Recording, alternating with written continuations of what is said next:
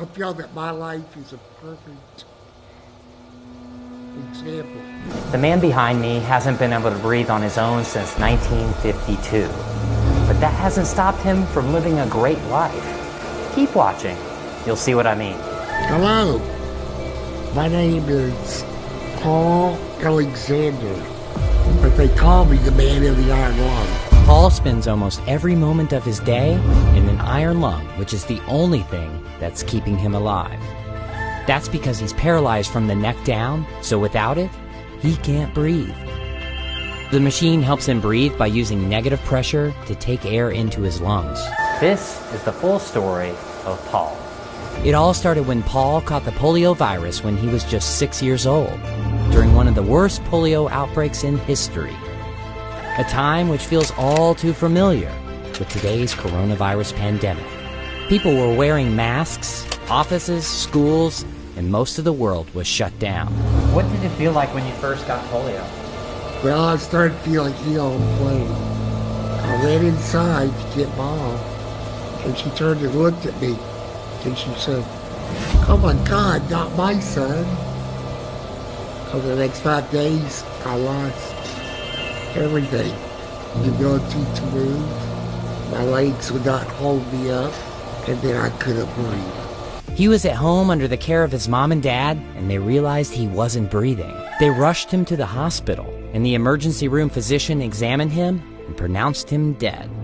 Sometime later, another doctor came through, picked me up, according to my mother, and ran upstairs with me, performed a tracheotomy, and put me in the iron lung.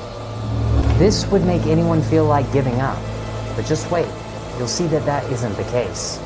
I didn't want to die, so I continued to fight. So Paul did everything he could to get better.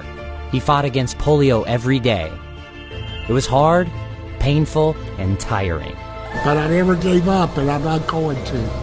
18 months later, he left the hospital and came to his residence in Dallas, Texas, but his life was never going to be the same. He couldn't play sports, he couldn't go to church, and he couldn't hang out with his friends. People didn't like me very much back then. I felt like they were uncomfortable around me. What did you do all day? Well, the same thing everybody else does. I woke up, brushed my teeth, washed my face, shaved, had some breakfast. Well, I just needed a little bit of help, too. Then what would you do all day? Well, I would read or study something, paint a picture, or do some drawing. I hated just watching TV. Paul worked hard to graduate with honors from high school, but I did not get into college. They said that I was too crippled and did not have the vaccination. he didn't accept that. 2 years of tormenting them to death. They accepted me on 2 conditions. One, that I take the polio vaccine, and 2, that a fraternity would be responsible for me. Finally, something good happened. I wanted to be a lawyer for a long time. After years of hard work, Paul passed the bar and became a lawyer. And I was a pretty damn good one, too. But he didn't stop there. With the help of a pen attached to a stick, Paul wrote his own biography entirely with his mouth. So why write a book? To inspire thousands of people, just like you. No matter where you're from, or what your past is, or the challenges that you could be facing. You can truly do anything. You just have to set your mind to it and work hard. Paul, what's your dream?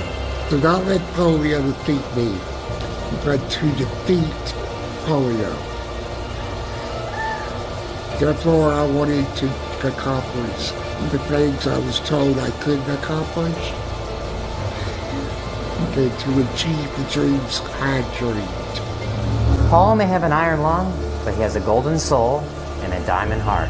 My story is an example of why your past or even disability does not have to define your future.